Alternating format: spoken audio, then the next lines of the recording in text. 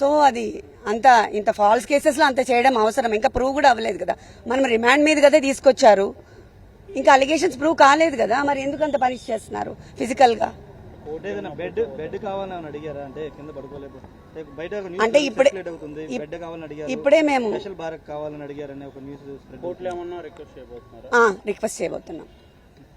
Request చేయబోతున్నాం మేము అది ఇప్పుడే, ఎందుకంటే ఆయన కింద పడుకోలేరు, కింద నుంచి లేవాలి ప్రతిసారి, జస్ట్ నేల మీద కదా, టెయిల్ బోన్ తగులుతూ ఉంటుంది కదా, టెయిల్ బోన్ మీకు అందరికీ తెలిసి ఉంటుంది, ఆ వెన్నెముకలో లాస్ట్లో ఉంటుంది, అది ఆల్రెడీ ఆయనకి ఫ్రాక్చర్ ఉంది పాపం, అదొకటి. బ్రీదింగ్ ఇష్యూస్ ఉన్నాయి, కోవిడ్ తర్వాత ఆయనకి చాలా బ్రీదింగ్ ఇష్యూస్ ఉన్నాయి, స్లీప్ యాప్నియా ఉంది. సో ఇవన్నిటికి అట్లా క్లోజ్ రూమ్ లో లాక్ చేస్తే బ్రీదింగ్ ఆడదు కదా, బ్రీదింగ్ ఇష్యూస్ ఉన్న వాళ్ళకి ఆక్సిజన్ సప్లై సరిగా అవ్వదు, అవన్నీ ఫిజికల్ గా టార్చర్ పెడుతున్నారు ఇప్పుడు. మేడం సెల్ ఫోన్ సీజ్ చేయాలి అని చెప్పి కూడా పోలీసులు కస్టడీ పిటిషన్ అడగడం జరిగింది. సో దీనికి సంబంధించి ఏం చెప్తారు? అంటే టెక్నికల్ ఎవిడెన్స్ కీలకంగా మారుతుందని చెప్తున్నారు పోలీసులు. నాకు దీని గురించి ఐడియా లేదండి. సత్యవర్ధన్ అరెస్ట్ చేసి తీసుకున్నారు, అదుపు తీసుకున్నారు, స్టేషన్ లోనే ఉంచారు, ఇప్పటికి వచ్చి ఎక్కడ మెజిస్ట్రేట్ ముందు కూడా ఆధారపరచలేదు. ఎలా చూస్తారు దాన్ని? అంటే ఆయన్నే కిడ్నాప్ చేశారనేది కదా కేసు. అదే కదా చెప్తున్నాను, సత్యవర్ధన్ ని మేము ఎందుకు కిడ్నాప్ చేశామంటే 20,000 కోసం అంట. అది అసలు ఏమైనా నమ్మశక్యంగా ఉందా?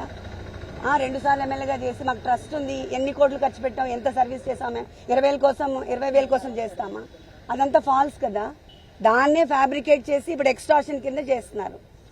ఎందుకు సత్యవర్ధన్ మెజిస్ట్రేట్ ముందు ఆధారపరచట్లేదు 2 రోజులు బట్టి పోలీసులు? అది ఎందుకు చేయలేదు అనుకోవడానికి ఏముంది, వెరీ మచ్ ఎవిడెంట్ కదండి. ఎక్స్టార్షన్ కేసు ఫైల్ చేయడానికి వాళ్ళు అన్ని విధాలు ట్రై చేస్తున్నారు, సత్యవర్ధన్ ఒప్పుకోవట్లేదు అని తెలుస్తుంది కదా, మరి లేకపోతే వాళ్ళు సబ్మిట్ చేస్తారు కదా మెజిస్ట్రేట్ దగ్గర, దాంట్లో ఇంకా అనుకోవడానికి ఏం లేదు కదా. This is very straight. అవును, అది కూడా మేము సబ్మిట్ చేస్తున్నాం ఇప్పుడు పిటిషన్.